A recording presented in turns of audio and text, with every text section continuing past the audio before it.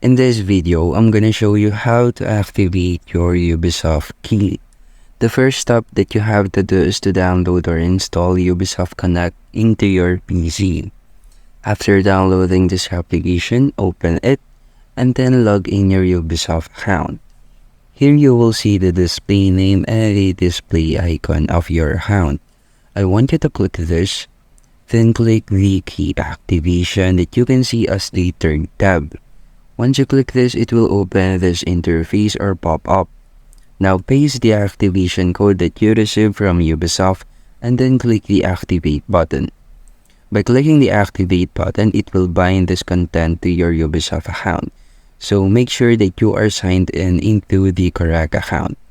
And that's it. That's how you can activate your Ubisoft key in Ubisoft Connect, and thank you for listening.